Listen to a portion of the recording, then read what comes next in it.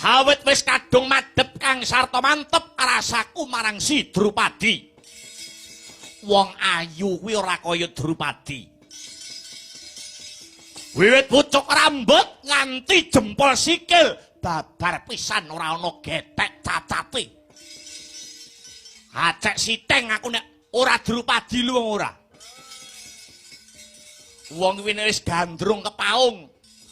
Wong kuwi wis gandrung kayungyon karo wanita sing ditresnani. Ibarate mangan ora doyan. Ngombe ora seger, turu ora bisa ngler.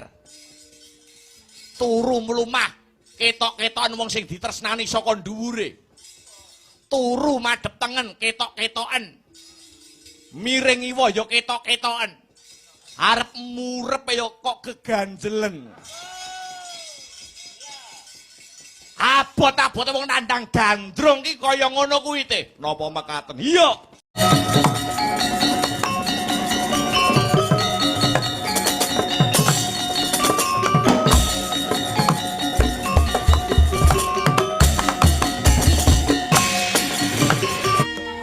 Sak rampunge duk kepungkur panjenenganing Sun Winisuda dadi nalendra mapan ana ing negara Mandura anyuli Kanjeng Rama Prabu Basudewa.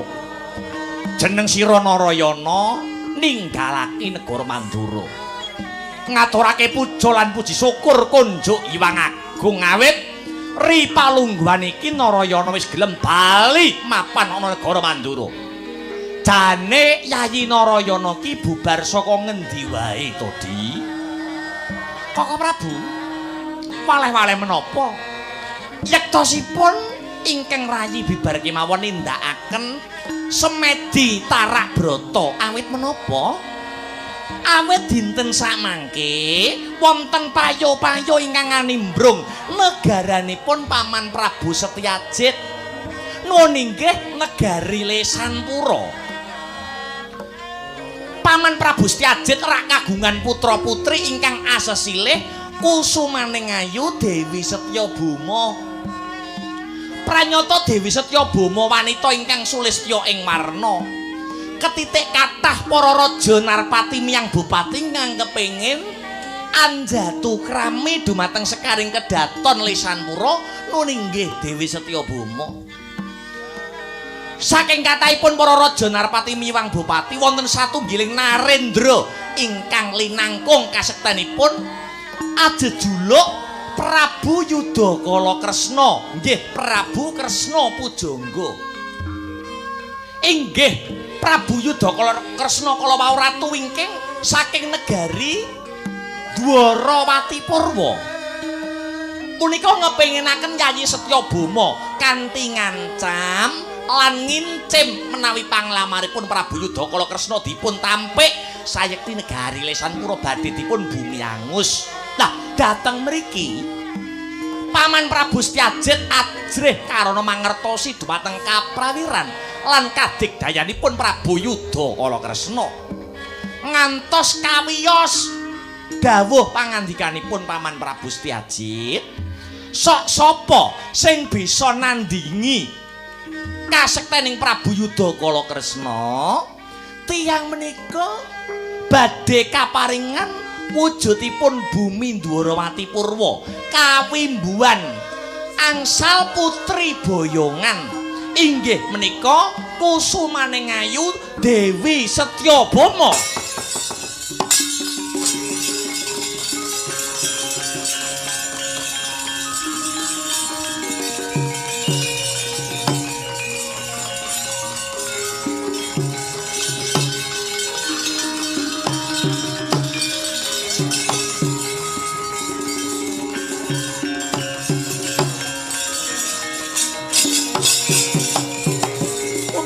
Sing langit kelap-kelap katon lereken sanging alis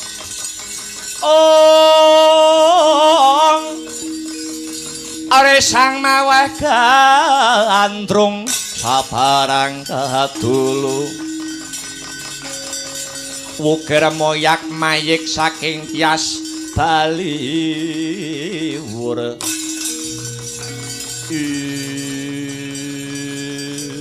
Wih latalah. Jagat Dewa Bathara wasisaning Bathara jagat. Lah banjur apa sambung rapete Prabu Yudakala Kresna kang ngepinginake Dewi Setyabama kelawan Yayi Narayana kang teteki brata kuwi mau Yayi. Mekaten Dunjeng Koko Prabu. Sak sampunipun Paman Prabu Setyajid ngedalaken wujudipun Giri Swayembara. Sinten ingkang saged nandhingi kasektenipun Prabu Yudakala Kresna saged nampi putri boyongan kang sarta nampi kamukten negari Ndhuwarawati Purwa. Kang rayi mangsa semedi nyuwun pituduh dumateng Gusti ingkang murbeng dumadi ngantos pinten-pinten candra laminipun. Mila ngantos ingkang rayi boten mangsul dumateng nagari Mandura. Sajroning Narayana mangsa semedi kula nampi wangsiting Bathara ingkang dumeling wonten ing Karna.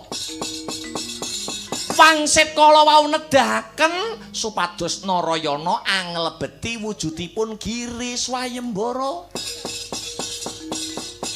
Nandhingi kridanipun Ratu Ndhuwarawati Purwa ingkang ajejuluk Prabu Yudakala Kresna. Nanging miturut wangsit ingkang kula tampi Narayana saged nyirnakaken Prabu Yudakala Kresna. Kanthi catetan kula kedah ngampil pusaka paduka Kyai Ageng Nenggala. Pramila duka Koko Prabu menawi wonten mulunging penggalih Kyai Ageng Nenggala kinarya anglebeti wujudipun Giri Swayembara. Nyingkiraken Nalendra Yaksa Prabu Yudakala Kresna mangke menawi Ratu Ndhuwarawati Purwa sampun kasembadan kula pejahi kanthi lantaran pusaka paduka. Tartamtu pusaka paduka Kyai Ageng Nenggala badhe kula wangsulaken malih dumateng jengandika Jeng Koko Prabu Baladewa. Edan-edanan.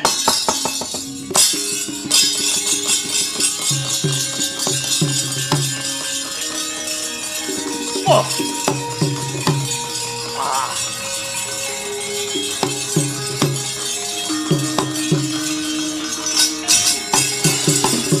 Prodomon tablere kinotap Dukoya yasinipi Jojo bang mawinga-winga wengis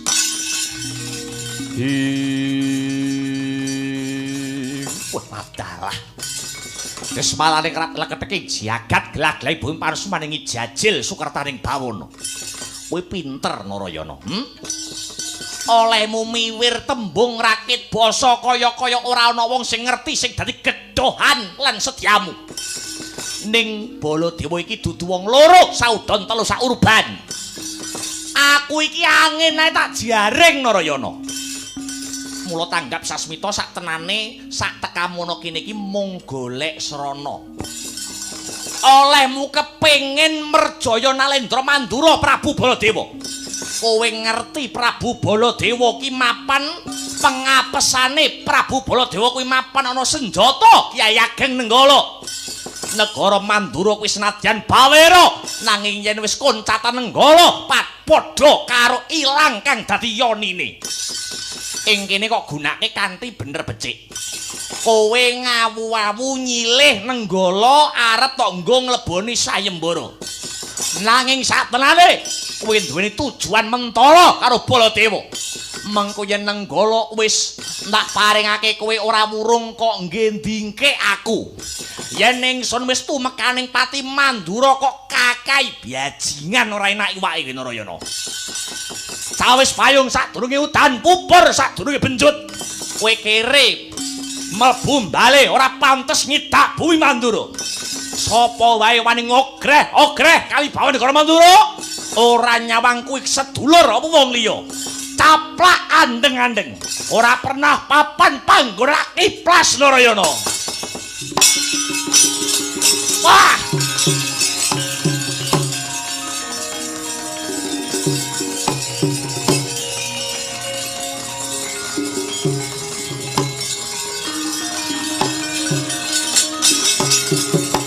Agalare sang aberangu Ora nanggul ginempit gempit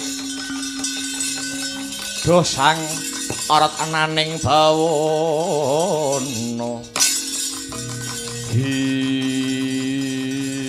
batu-batubat Koko Prabu menawi Koko Prabu nyepatani kula mekaten semanten ugi kula Koko Prabu tiyang sabar menika wonten watesipun menawi paduka sampun nyepatani Narayana mekaten wiwit dinten menika ugi ngantos dumugi puputing yuswa kula ora bakal ana critane maneh Narayana ngancik bumi Mandura mriki Koko Prabu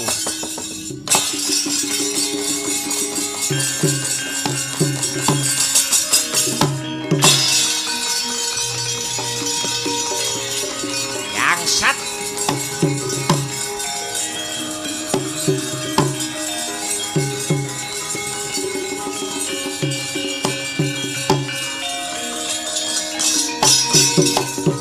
rasa ndok penggak Yarawati sajake lek arep golek silian munduk-munduk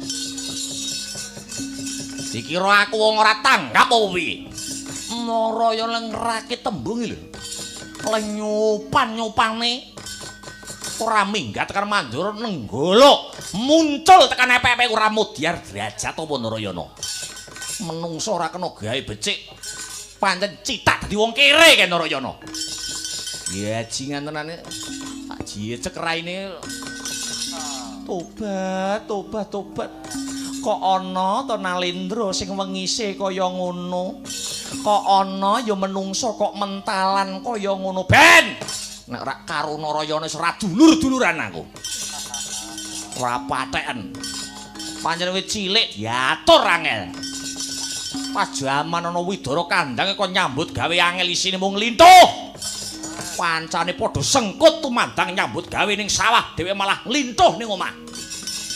Lah kok saiki duwe kepinginan dadi ratu dadi Nalendra bedah Dwarawati Purwa. Arep dadi ratu-ratu biadake kuwi apa piye? Aku ngerti jane karepe Narayana ngerti aku. Mergo Narayana kuwi ngerti karo pengapesaning Baladewa yen nenggole wis lepas saka tanganku tegese lepas sing dadi jayaku Yarawati. Tobat. Layak to layak dulur-dulur kadang-kadang ora ana sing padha wani sowan mriki. Jebule kaya ngono to gedhoane Ratu Mandura Prabu Baladewa. Yen ana dulure sing teka dianggep duwe niat candala layak to layak. Layak to layak paduka menika namung gesang piyambak. Mboten wonten sederek ingkang caket kalian paduka ben. Ora dulur-duluran ora apa-apa. Urip-uripku dhewe. Dulur nek ndak kena diatur, gunane apa? Singkirkan pisan. Paugerane urip iki panggah. Urip kudu tetep lumaku, ngono. Urip ra tunggal ambekan mati ra tunggal luangan iki rek. Narayana duwe pakarti ngono ben. Citak dadi kere kan Narayana. Menawi mekaten tegesipun paduka mboten ngeman kalian dulur-dulura nek ndak kena diatur nggih apa? Singkirne pisan. Nggih matur nuwun. Nek karo dulur ora ngeman tegesipun paduka kalian bojo nggih mboten ngeman. Lho, nek karo bojo ya panggah ngeman kok. Bojo kok piye to iki? Menawi paduka ngeman dhateng kula gadah panyuwun. Kowe nyuwun apa Yarawati? Kula gadah panyuwun. Sakniki ugi senjata nenggala mugi saged kaampilna dhateng ingkang rayi Narayana. Wela dalah, kowe kok yo ngucap ngono. Tegese kowe seneng karo Narayana. Kowe demen tok jane karo Narayana. Kowe ngesir karo Narayana. Nek nenggala tak silihne Narayana, aku dingkek, aku dipateni, Mandura dikakai, ora wurunga kowe mesti dipek karo Narayana. Ngono apa piye? Tobat. Narayana menika sinten? Wong nggih niku nggih kadangipe kula piyambak. Rayi paduka menapa nggih saged kasembaten? Iso dulur, kowe dulur karo Narayana nek mergo kan aku to. Nek yen kowe ora ana aku, Narayana yo wong liya, Gek kowe nom Narayana yo nom lho. Aja to wong liya, saiki yo akeh lho. Kanca mangan kancane ngene ya. Pokoke saiki anggere endi sing limpe ngono ae saiki. Mbok kuwi IP-ne, mbok kuwi adine, mbok kuwi saiki iki alibine iki adik ngono saiki. Kuwi adikku ngono. Alibine ngono. Wah, adik polane bayah-bayah. Sinuwun, mbok inggih paduka menika menggalih dhateng pangandikanipun para sepuh. Kridane ngati ora kuwawa ndudah kutaning pesti pambudidayane manungsa ora bisa ngungkuli garis kang kawasa. Tigang perkawis ingkang manungsa mboten ngerti setunggal tumibaning rejeki angka kalih tumibaning jodoh angka 3 tumibaning pepesten. Gedhong ana kuncen ana yen menungsa wis titiwancine pinundhut menungsa mboten saged selak. Dipun branda ngomime sayuta nyemplunga segara geni yen menungsa maksih pinaringan waliya jati. Jati temah nirmala mesti maksih diparingi sugeng kalian Gusti. Menawi paduka maksih sujana kalian ingkang garwa kula Punirwati kalian ingkang rayipun Narayana. Paduka kabotan nyilihne pusaka nenggala kinarya adi paduka piyambak pados kamukten. Tobat. Wong ya yen adine entuk kamukten kudune paduka ya melu seneng padune. Kudune paduka nggih kudune melu bungah, melu bombong. Mboten kok malah rina wengi paduka niku malah iri drengki srei. Paduka menapa mboten kemutan. Duk rikala jaman lelakon Kangsa Dewa, jaman kepungkur. Paduka badhe dipun perjaya kalian Kangsa Dewa. Nanging awit saking budidaya ingkang rayi Narayana lumantar Kyai Ageng Cakra Baskara. Paduka mboten siyos dumugi ning pejah. Kawiyos dawuh pangandika paduka janji yen sak wanci Narayana mbutuhaken bantuan. Paduka samapta ing gati sawega ing diri. Lah kok bareng saiki wis kelakon dadi ratu. Entuk kamulyan keceh Raja Brana lungguh ingkrang-ingkrang kemul kamukten. Paduka lali karo janji paduka piyambak. Menawi paduka mboten netepi dhateng janji paduka, ateges tetel jiwa kanarendran paduka sinun aduh mati aku.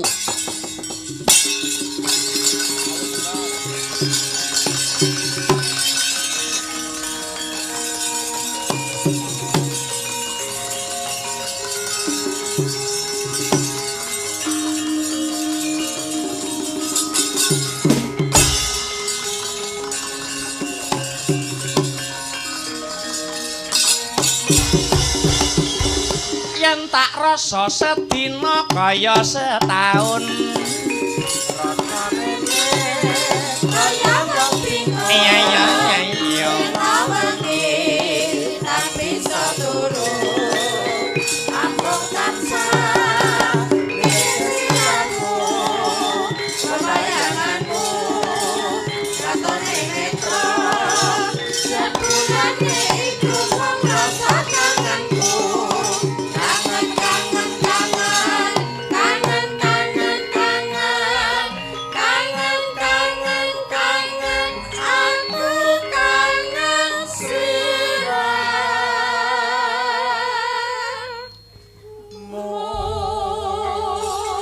Alhamdulillah wa syukurillah. Wah, ora krasa jam 2. Wah. Ki gara-gara setengah jam ae, setengah jam nutuke lakon. Ya. Tenan pora ya. Wingi wis ditodhong karo salah siji anggota Astabrata. Wiwit biyen akbari cita-cita bar jam 3 ora tau berhasil. Lah ya aku arep bar jam 3 kadang kala ya piye ngono lakone urung tutuk nek gak ono lagune nek sing durung dipinangkani. Sing penting leren. Ayo, sing penting leren sithik. Ambekan dhisik. Iya.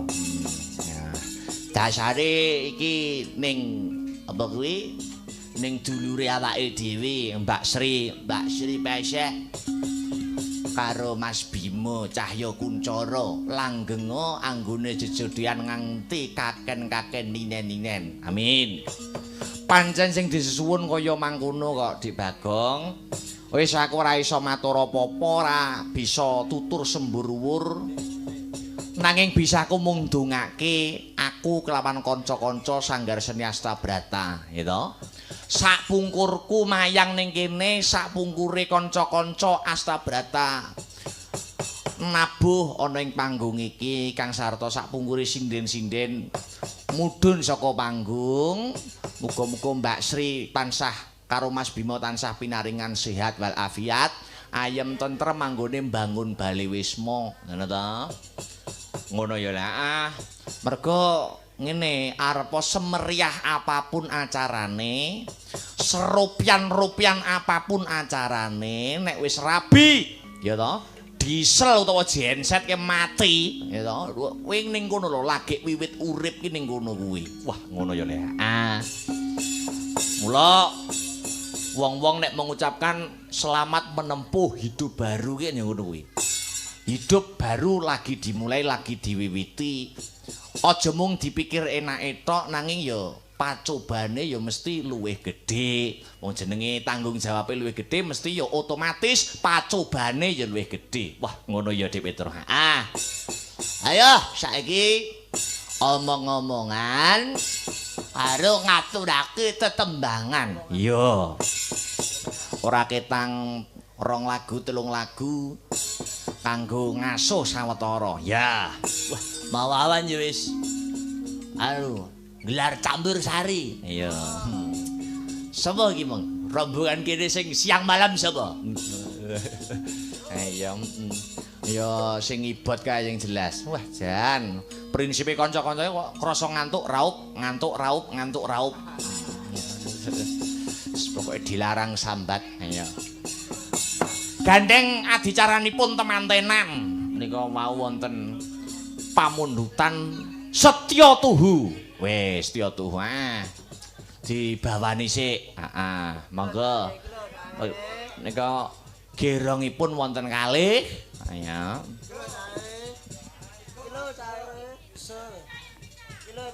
Gerongipun wonten kalih. Mas Heru, sapa ta asmane? Mas Haris, monggo. Sing arep nyarirani sapa? Mas Heru kenging Mas Aris nggih kenging. Dalamipun pundi ta Mas jenengan niku? Kok kula nembe ngerti sakniki kula niku. Boyolali. Weh, Boyolali. Boyolali apa ta kotane? Boyolali. Ndak mesti nek Karanganyar tentram Solo berseri. Boyolali Tersenyum. tersenyum. Ya, ngono kuwi lho Mas De. Nyobi suarane nggih Mas Aris nggih? Nggih. Wah, jan kula niku riyen 4 tahun di Solo nggih. Arang Serawung, kula niku introvert, Mas.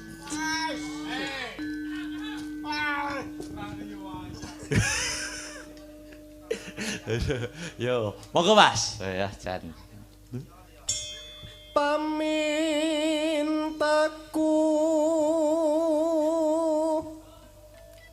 nimasitase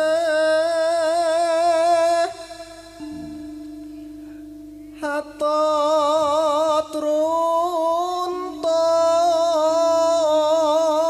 tansah reruntungan.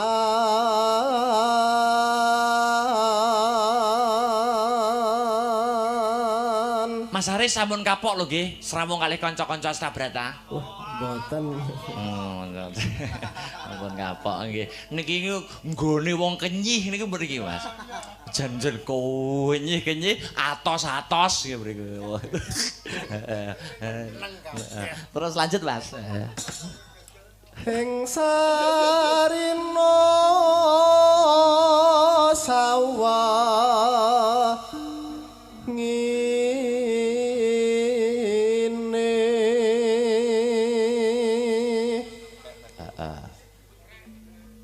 tatan kengkang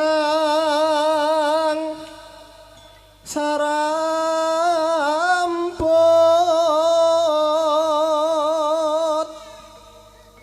lamun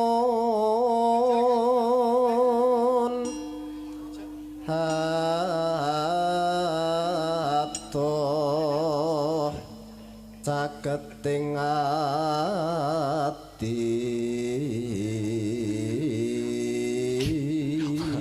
mau yo hadir anu Imron wis mulai ta wah wis mulai idolane apa idolane Mas Tiar wis tenan siji Imron loro Alpan jan tenan SMKI tenan maksud iki gek enek iki belajar ngono lho terus Mas yen cedhak tansah mulat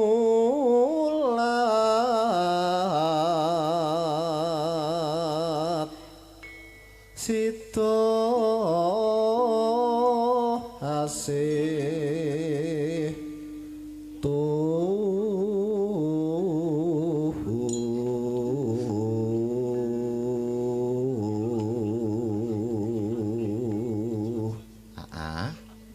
pindho mimi lan mintuna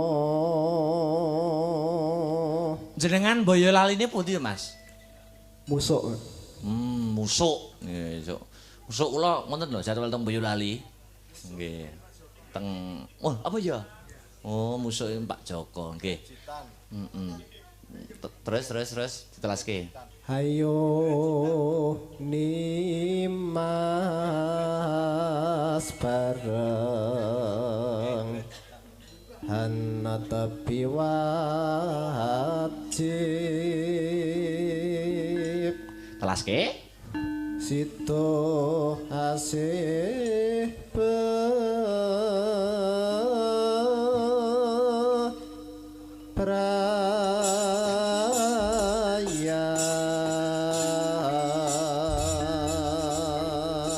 Mbak Denko lebih karena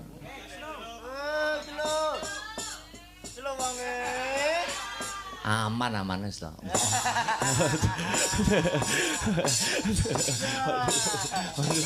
Ora piye-piye. Jagong aku ngur jagong ya. Ayo langgamno anu Pika ayo. Nonu enonong ya. Enggak ya. Ayo. Ayo. Di situ aja biar ketok misterius ngono lho. Udah apa-apa. Aku kang setya satu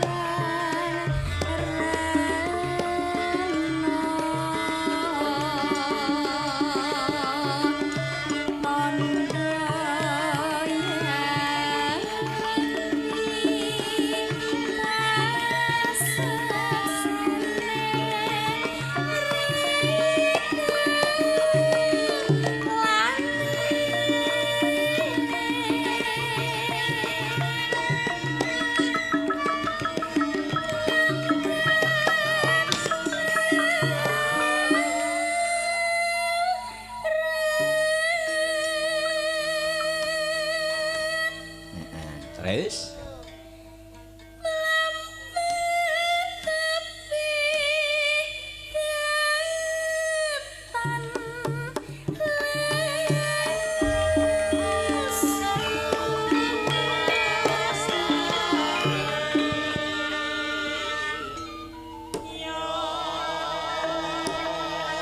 Bar piye saking pundi, Mbak?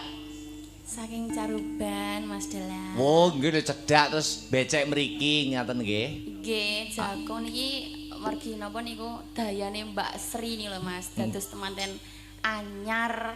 Terus saking Caruban keblasuk dugi Nganjuk. Oh, ya ora apa-apa ya jenenge dulur niku sak bisa-bisane kan wektune tidak terbatas Jagong niku. Nggih ta? Nah iya, Kalau pengen nyekseni bahagiane Mbak Sri dados temanten anyar. Nggih, wau kula salin klambi dalang ya anu lho, salin ku ning kamare Bimo karo Sri. Lah pripun? Wis tak asmaki sik iki. Sadurunge dienggo tempur iki kudu tak tak asmaki sik iki. Kula wau lho Mas dugi mriki to, kan terus mampir teng daleme Mbak Sri to. Heeh. Lah kok wis minep lawange kamar. Wis sepi ngono kaya ya? Pun kula dodoki lho kriyeh-kriyeh. Wis ora umum Sri ya. Ya, tresna. Heeh. Kriyeh-kriyeh. Mugiantuk berkaing widi.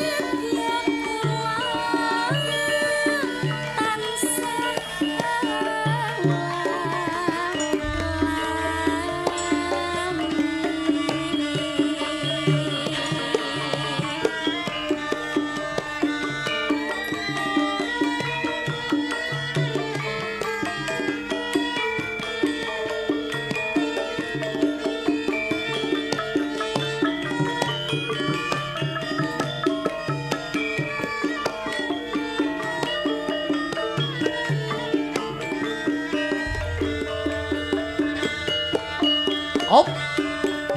Aku kang setya satu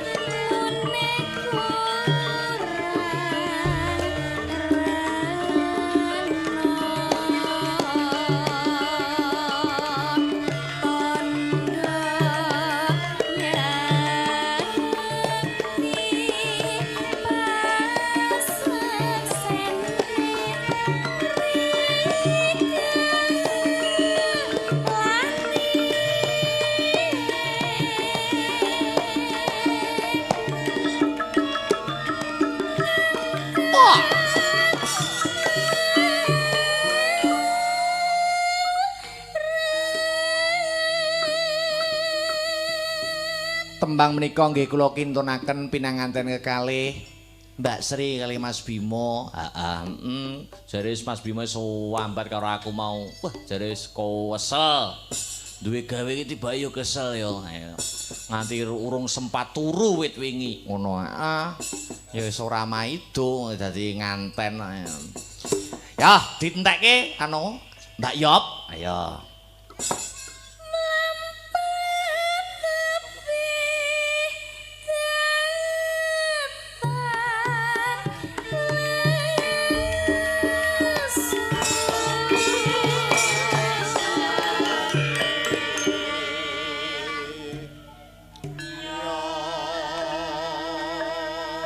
ya Mugianto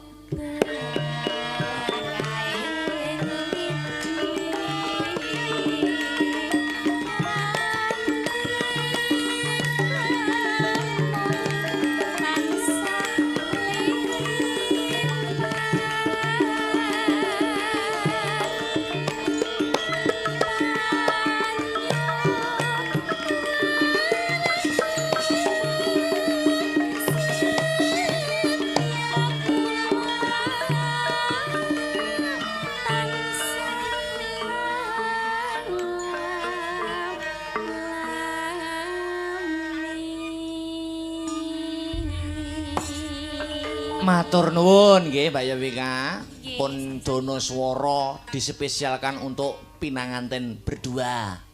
Nah, wis diselake disenggangke wektune rene nggo becek karo dulur wedok. Nah, Mbak Denko yo. Heeh. Ya, berdiri ya. Jayan. Langsung berdiri, mboten disepoti. Sepoti apa ora? Nyuwun sepoti ora? Sepoti no. Sepoti no, Co. Oke, Co. Ayo.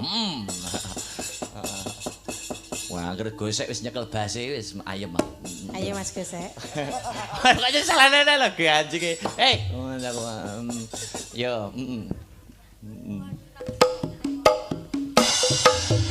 Hey!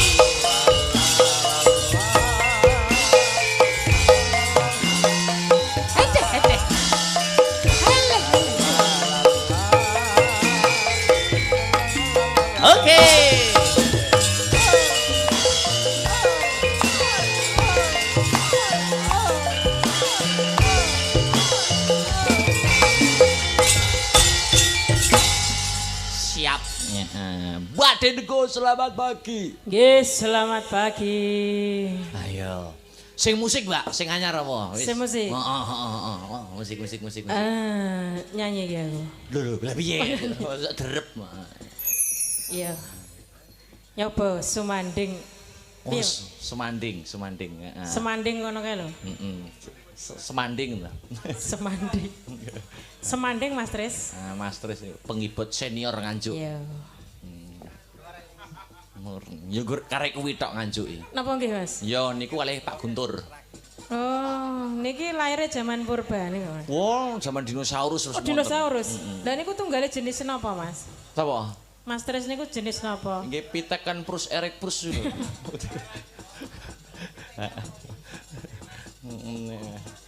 Ayo Mas Tris, semanding coba kaya ngapa? Iya,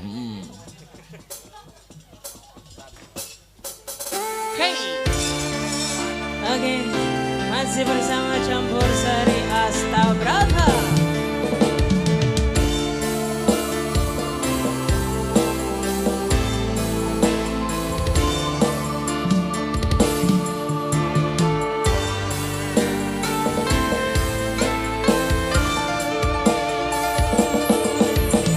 Sineksen bulan kekencaring ratri gure cakat bareng lawan si reki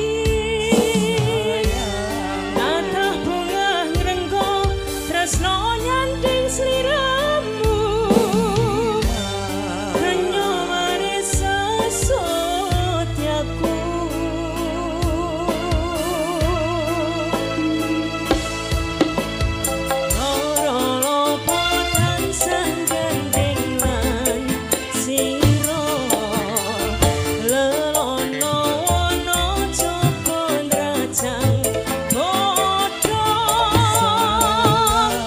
hanya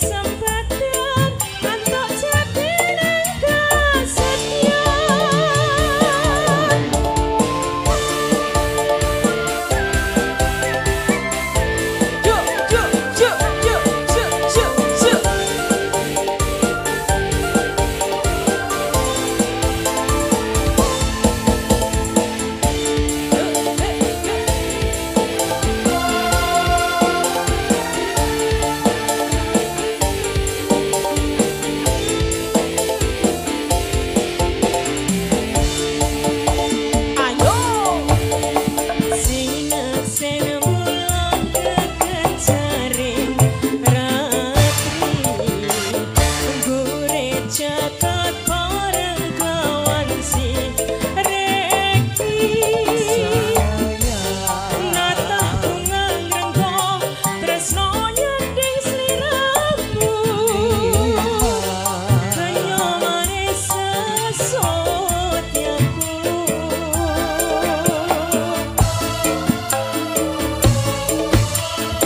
ora lopo tansah gandeng lan sira lelono wono coba ndrajang bodho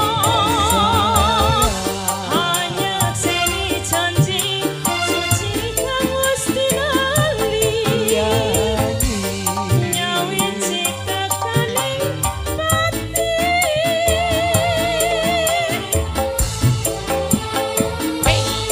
sumpah ingati sayang tansah sandingan angkat yo mimi mintuno satyeng katresnan hujanku sayang manggih klanggengan mring bisa pasang badan angkat jatiring kasetyan Oke, ya. Hati kambir bergoyang. bergoyang yo Badanku. asik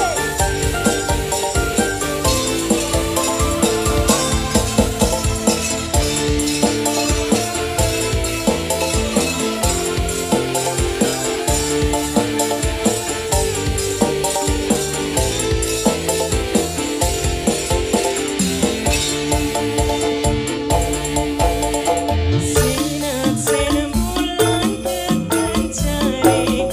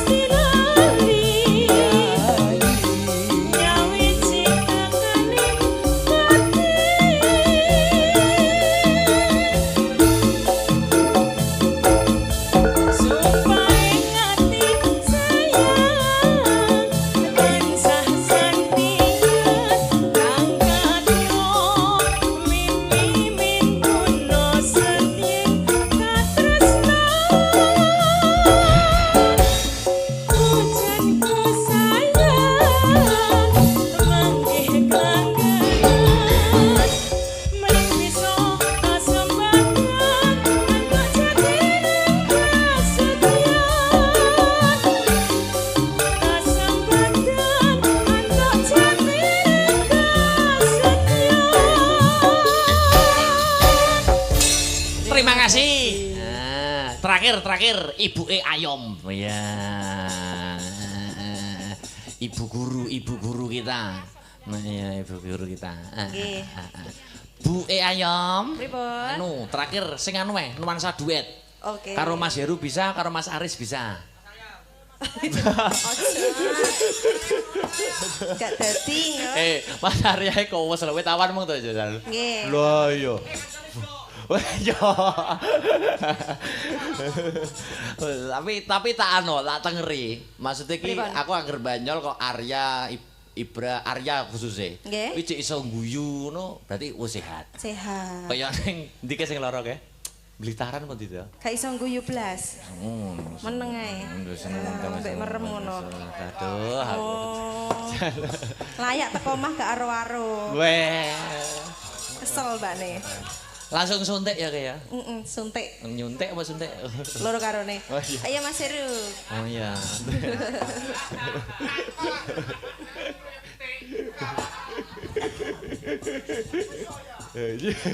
Lah lho. Madu tiare janten ana. Ini ki Sri wis halal loh. Stay halal ya. Stay halal. Kamu juga sudah sama Mas Arya. Kalau jenengan tok. Aku cik ora halal ora haram, cik makruh iki. Iki dilakoni. Makruh. Aku ngenteni lulus sekolah. Lah iki le, domongi kok. Cek Sekolah kuliah. suwi. Semester 3 lagi ya. Lumrahe sekolah SMA sampai kelas 12 nih sampai kelas 20. Wah, tenang kok. Sri, wis ping pira iki? Wis ning kono. Kok wis ping pira ya? Lebih ning kono Mas. Duh, mosok kok. Itulah. Nggih. Oh iya. Itu sama Bimo itu. Oh iya, masih di situ. Muga-muga anggonmu omah-omah sakinah mawaddah warahmah. Amin. Awet nganti tuwek wis ngono tok. Amin. Apa ki lagune? Ayo berdua. Anu Dewa Tresno to? Dewa Tresno. Iya. Wis rasa sambat yar. Namung di awan jere gak nabuh belas jere. Masa ngomong ngono Mas ya? Gak kanggo campur sarine kayaknya. Aku kimeng sawan aku yo anu Mas Sam. Ayo. Heeh, Dewa Tresna. Ayo kanca-kanca. Oke, spesial Kampir Banaran Wetan buat Sri dan Bimo. Iya. Bisa. Enak ngantuk-ngantuke ya Sri ya. Lah iya. Kripik gedang, kripik telo, sithik edang waton rata. Permintaan ingkang dereng katur saged kula aturaken di pentas-pentas berikutnya. Matur nuwun. Menika nggih saking Bunda Angel Heaven pembina FMA. Dereng saged ngaturaken lagunipun dapat dipinangkani di lain waktu nggih. Yoga ndonga kanggo Mbak Sri, Mas Bimo. Iki samawat dalam pernikahan ya mugi angsal janahnya Allah Subhanahu wa taala. Amin. Yo kripik gedang kripik telo sithik edang waton rata nutuke mbacotke lakon kaya ngapa babaring lakon Banjaran Narayana.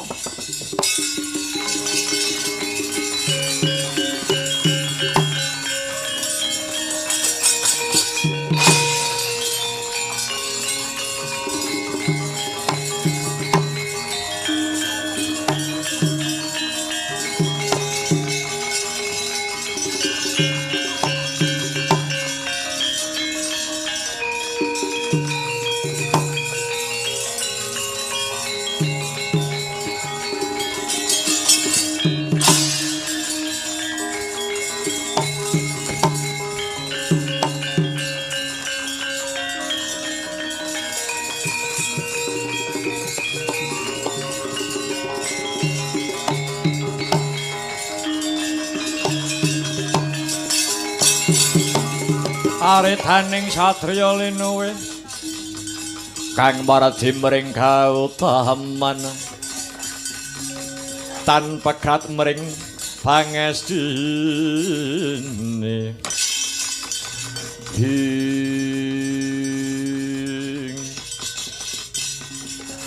Margana kula wonten pangandika ingkang adhawuh Kakang Mas Narayana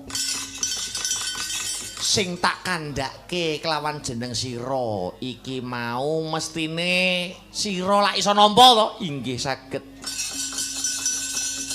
punapa ingkang dados dawuh jengandika sampun saged kula ugemi nanging menapa inggih boten awrat ing ngatasipun kula kaliyan jengandika namung tiyang kalih ngrabasing pupuh lumebet wonten sak lebetipun negari ageng inggih menika negari Ndwarawati Purwa.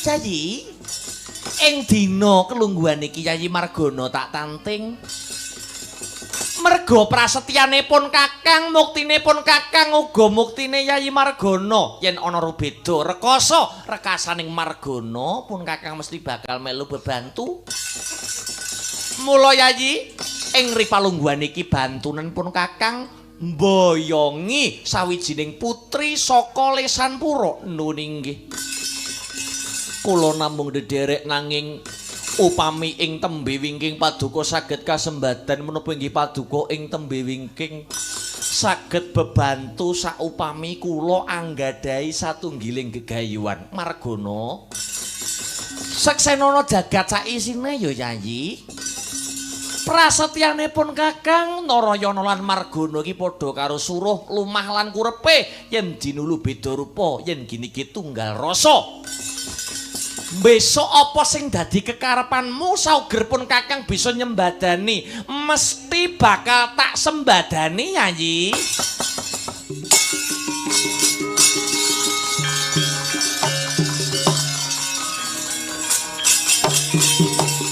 Molat mara sang Harjuna Hasmunyara kamanungsan kasarepan tingkaing mungsuh tupi midhanget prasetyanira ingkang ngraka sang Narayana Gya Jumangkah dian permadi tanpa pariwara.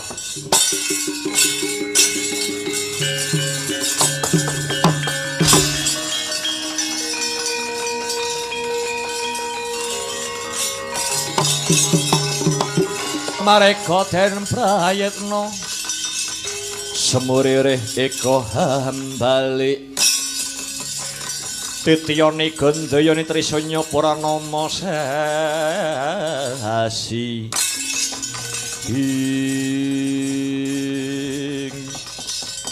mengkiriyen kula kok dereng dungkap sing dipun kersakaken kula dereng mireng napa sing dirembuk weruh-weruh Ndara Permadi ngoncati papan Kakang Semar. Margana dina iki tak jaluki tulung bebantu Narayana bedah negara Ndwarawati Purwa. Ndara Permadi ijen tanpa rowang anglebeti wujudipun Giri Swayembara. Niki mengke nek cilik wonten bucike kulit Ndara Permadi, gedhe-gedhene Ndara Permadi tumekaning pralaya kados pundi? Mula Kang mangkono didombane saka kadohan muga-muga Margana kalih saka Sambikala sumangga kula dherekaken Ndara.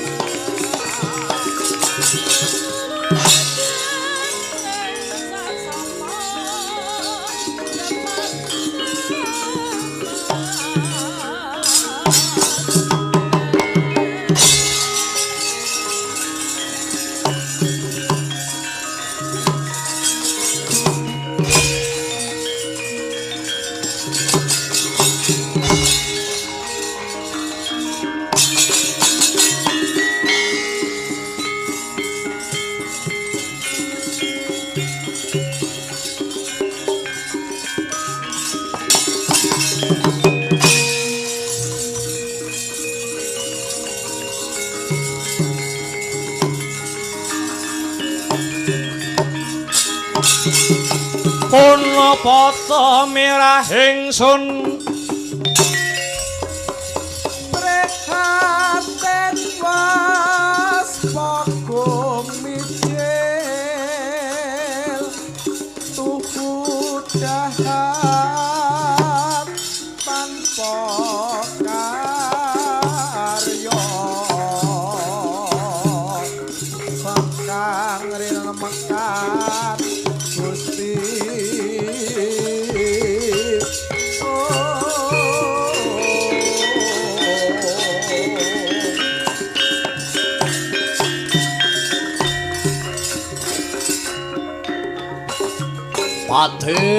Patih sing ndak kresnani patih Singa Mulang Jaya. Kula wonten pangandika ingkang adhawuh sinuwun Prabu Yudha Kala Kresna. Lonjong mimis playu melar mingkus napasmu kepiye baran pawardane anggonira ingsun utus nyara widekake panglamarku marang Yayi Setyabama. Padha sinuwun. Ing ripalenggan punika kula badhe blaka suta wonten ngarsa Paduka. Mbok bilih panglamar Paduka dipun tampik kalian Prabu Setyajid malah samangke Prabu Setyajid sampun ndamel wujudipun Giri Swayembara. Sinten mawon saged ngukup Dewi Setyabama menawi kasembatan hanyernakaken Paduka sinuwun Prabu Yudakala Kresna.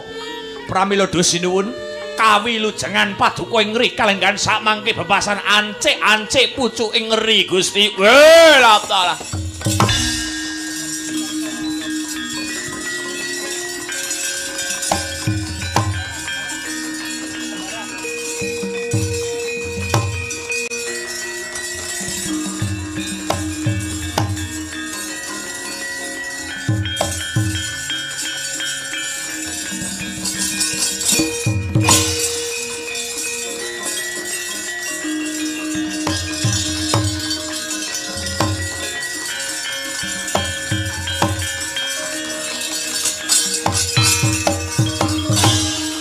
Aduh sinuwun kedrawasan sinuwun kedrawasan ana mom bocah tumenggung kawuningan sinuwun wonten alun-alun negari Dwarawati Purwa wonten pawongan anglebeti wujudipun Giri Swayembara ingkang dipun adani kaliyan negari Lesanpura.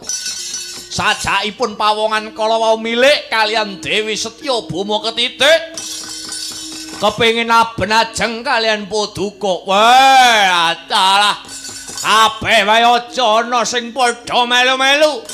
Yudakala Kresna kepengin ngerti. Yudakala Kresna kepengin ngerti diapure wong sing nantang aku coba kaya ngapa.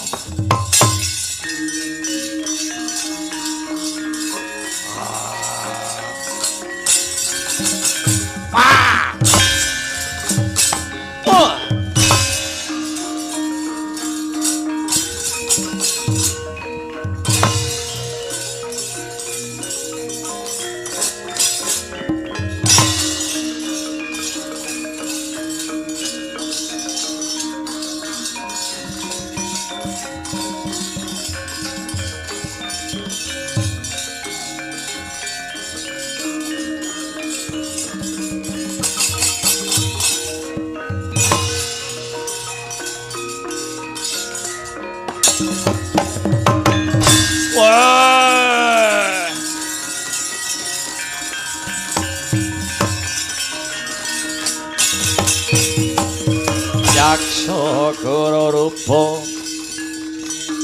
Ari sedeng nalindra yaksa ala aku kang malawalaya hingkang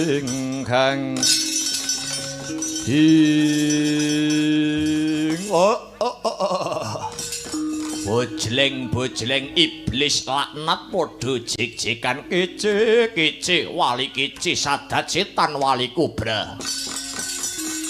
Jenengmu sapa Gus? Wani malbana wewengkon Dwarawati Purwa. Panengah Pandhawa Raden Margana. Dina sakmengko aku kepengin amboyongi Dewi Setyabama kanthi catetan kudu bisa merjaya panjenengamu Sang Prabu Yudakala Kresna.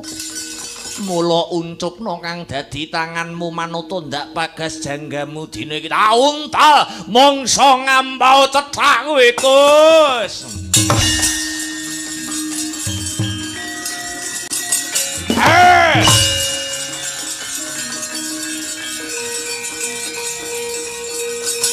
Yo! Ah!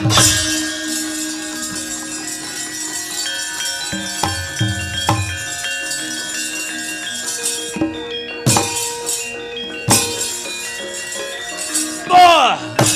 Wah! Ah! Oh!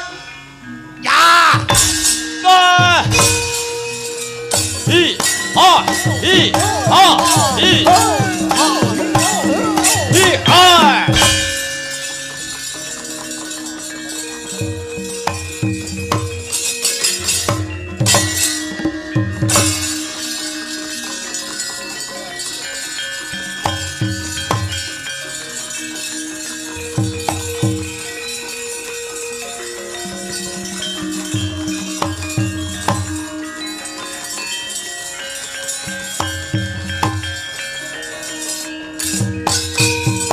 Sena Palguna wra sekaring toya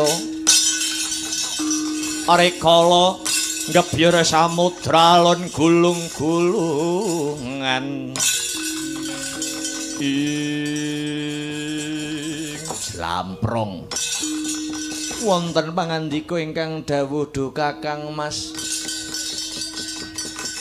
lak dadi pangarep-arepane para kadang lan para bebundhen bocah lunga ora pamit ora wurunga sing kon golek ya aku inggih nyuwun pangapunten bot-botipun kula disuwuni senjata pitulung kalian Kakang Narayana bebantu anglebeti wujudipun Giri Swayembara Swayembara mboyongi Dewi Setya Buma kula kasoraning yuda Kakang Mas Mandura yen pancen iki Sayembara kinarya goleke kamuktening Narayana kakangku Bratasena ora gelem keri lak jangkae Ratu Buta kae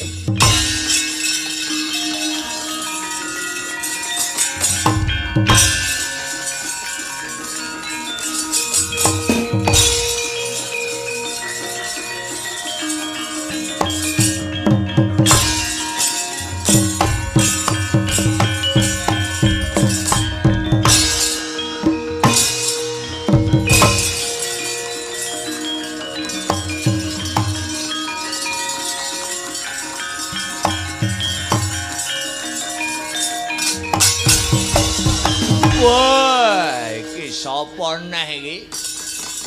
Satriya gagah gedhe dhuwur Bratasena sedulure Margana. Yen ngono kowe ya melu wujuding Giri Sayembara, pancen kaya mangkono gagrak limpamu. Wah! Ye! Ah!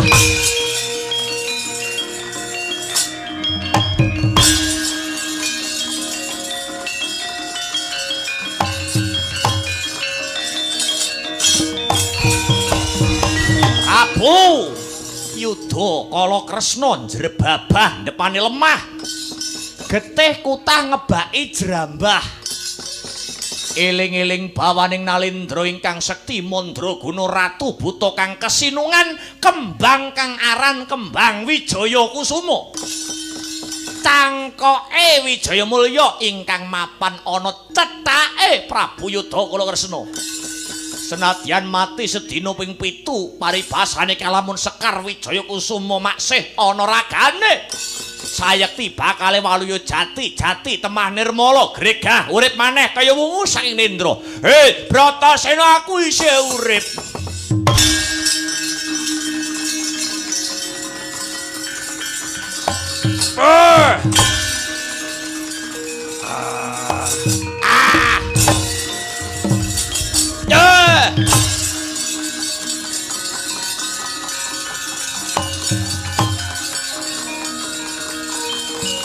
Wah, batal.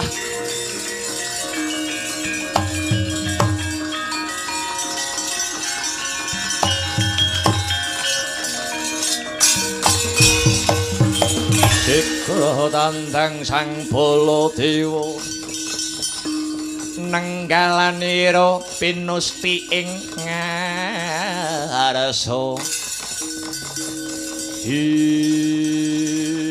Welatala Narayana jebul kowe sing bantu Margana lan Bratasena. Oh dewa aku sing dosa, aku sing luput. Sedulure tuwa ora bebantu malah dibantu karo wong liya. Yen ngono aku bakal nyuwun dayaning Gusti kang akarya jagat sing disipatake ana Kyai Ageng Nenggala iki. Tak suwunke ana ngarsaning Gusti tak sawatke golek ana pengapesane Yudha kala Kresna kae.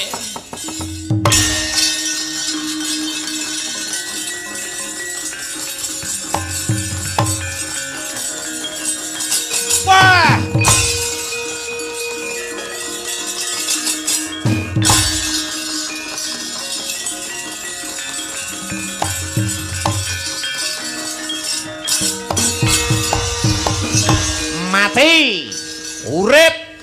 Mati urip bola bali Yudakala Kresna kena gadane risang Raden Bratasena.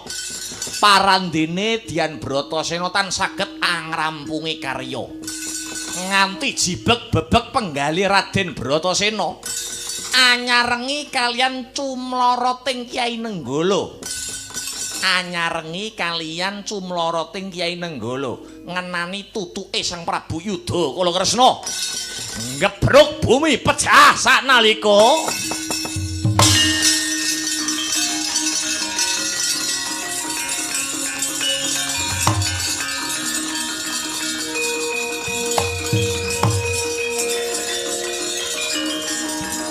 Ayo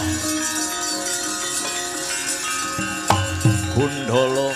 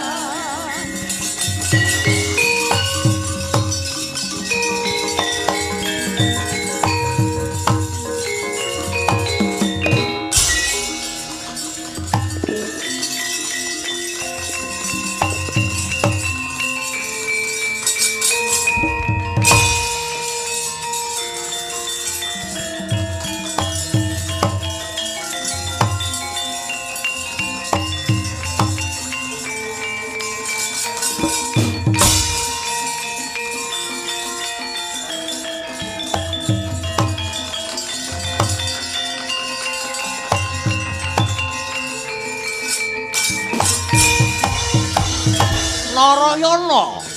Kula wonten dawuh Dunjeng Kaka Prabu. Yudakala Kresna wis prapting tiwas jumbuh kelawan sasmita kang nduk tampa.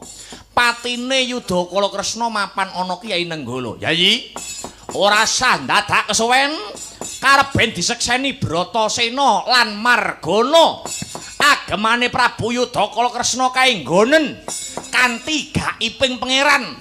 Yen Narayana jodho nganggo busanane Yudakala Kresna, tegese Narayana uga jodho jumeneng Ratu Mampal Ndrawati Purwa. Nek mangestaken dawuh Njeng Kaka Prabu.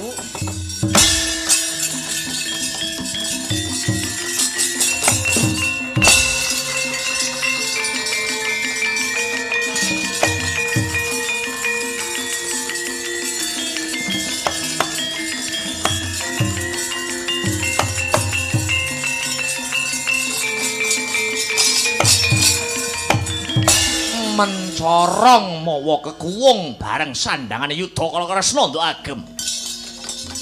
Gedhe sing dadi pangaribawamu iki meradhailake lamun jeneng sira Narayana pantes mimpin bawat pemerintahan ana negara Ndrawati. Nuwun inggih Njeng Kaka Prabu, ning ngene Narayana. Isih ana sawiji kang dadekake ganjelane atine Baladewa. Babakan menapa Kaka Prabu? Sakwuse Nenggala mungkasi nyawane Yudakala Kresna, lah kok nempel ning pusakaku. Nempel tumempel ana pusakaku Kyai Ageng Nenggala, lah kok ana wujud kembang kang sumunar. Iki kira-kira kembang apa Narayana?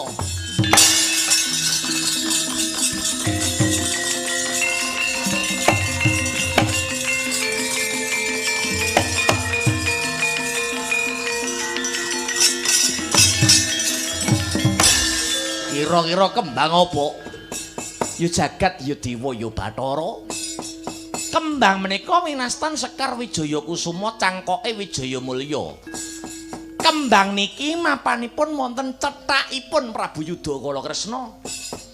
Pramila nalika pusaka Paduka Kyai Ageng Nenggala ngener-ngenani tutukipun Prabu Yudakala Kresna, Sekar Wijaya Kusuma menika uwal saking raganipun Yudakala Kresna. Mboten saged manunggal malih ngantos dados guguripun Sang Yaksendra. Dadi kekuatane kembang iki apa Kresna? Kembang Wijaya Kusuma menika daya katyasanipun saged maluyakaken tiyang sakit. Turta saged gesangaken tiyang ingkang pejah, waton pejahipun sak njabaning garis pesti. Ngono. Nggih. Ya. Yen pancen kaya mengkono kembang iki gawanen pisan. Hak cundukne ana mestakamu ge enggal bebarengan lumarak ana ngarsaning Paman Prabu Setyajid sendika mangestaken dawuh Prabu.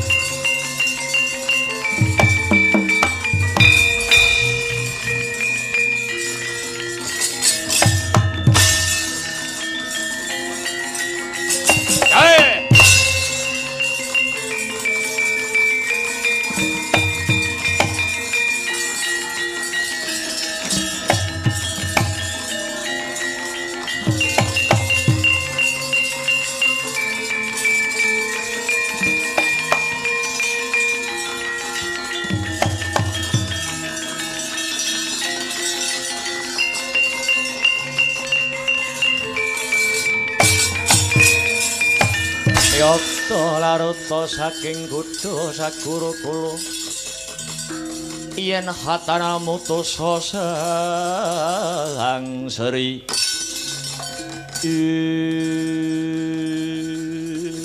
sapa iki ana sawijining satriya ngendhek nggon Kulumaksana sing kudune mitambuh kuwi aku krana iki klebu wilayah negara Lesanpura. Warangka dalem negara Ndhurawati Purwa Patih Singa Mulang Jaya jenengku bali kowe sapa? Putra dalem Kanjeng Rama Prabu Setyajid Raden Wresniwira aranku. Duwe perlu apa? Nganti jeneng sira wani mlebu ana wewengkon Lesanpura kene sajak duweni niat kang kurang prayoga. Ndak rewangi keplantrang nganti tekan kene aku mung goleki Narayana. Yen wis ketemu akal tak pateni.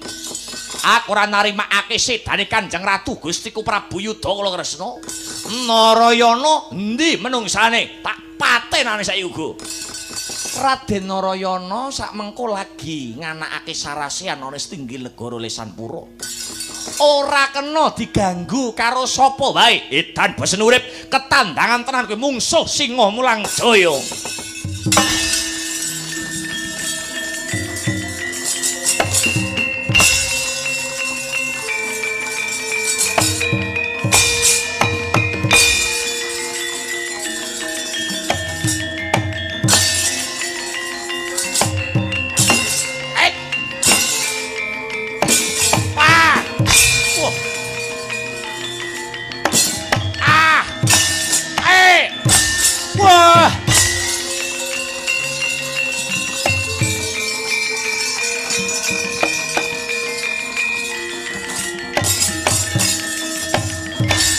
Andon bondo yuda satriya kekalih padha sektine padha digdayane elok ing swasana ilang sipating satriya kekalih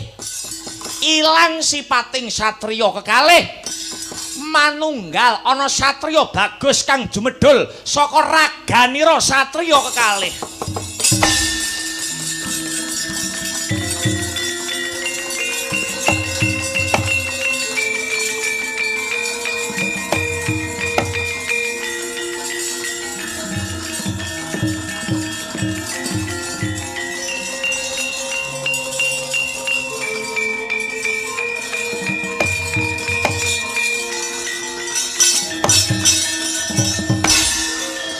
Upama mati ora ninggal kundha ayo Singa Mulang Jaya ayo ana kekuwataning Wresniwira.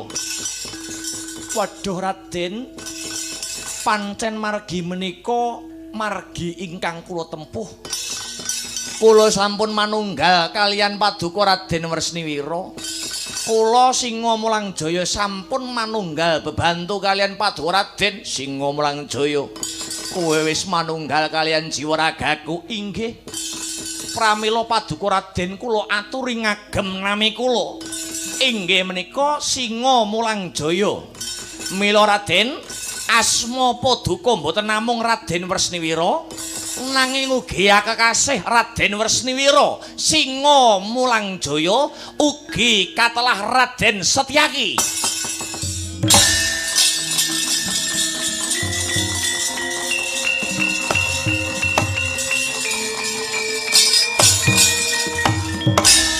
Kula badhe bebantu sak kekiyatan kula. Mbok menawi ing benjangipun wonten bebaya sak margi-margi ya. Gedhening panarima tanpa upama ayuh padha manunggalan tetunggalaning pendhapa Lisanpura. Anyekseni Kakang Narayana kawisuda jumeneng ratu muga tansah anyrambai guyub rukun para bebrayan agung ya Singa Mulangjaya.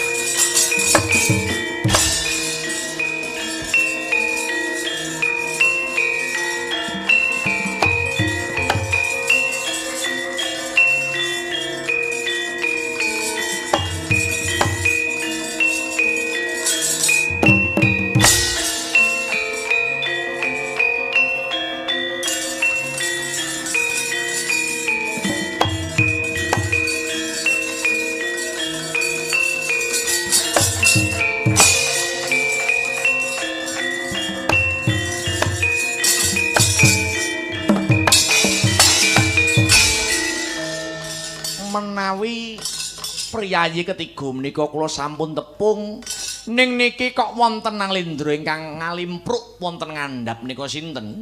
Bapan Paman Setyajid sampun paring dawuh sinten ingkang saged anyirnakaken yudha Kalakresna badhe nampi kamukten negara Ndwarawati Purwa.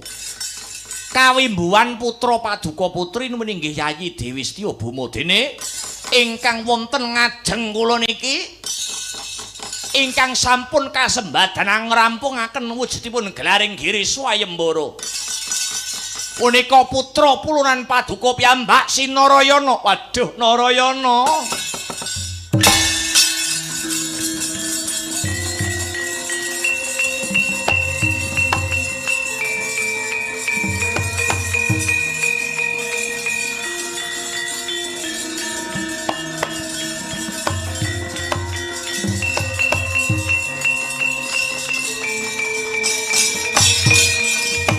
Weh Narayana.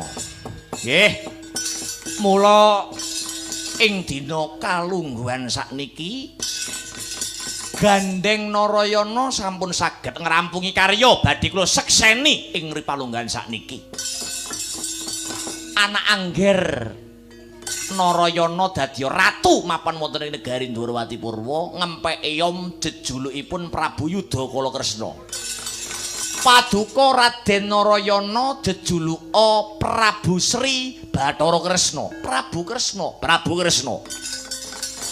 Kula ugi gadah panyuwunan nggih, Nggih. Kula nyuwun nama Ndwarawati Purwa menika kedah wonten ingkang den icali. Inggih menika sebutan Purwa. Krana Paduka dadi ratu menika mboten miwiti ning kantun anglajengaken. Mila tembung Purwa kedah dipun icali ingkang wonten namung tembung negara Ndwarawati jejuluke Prabu Kresna.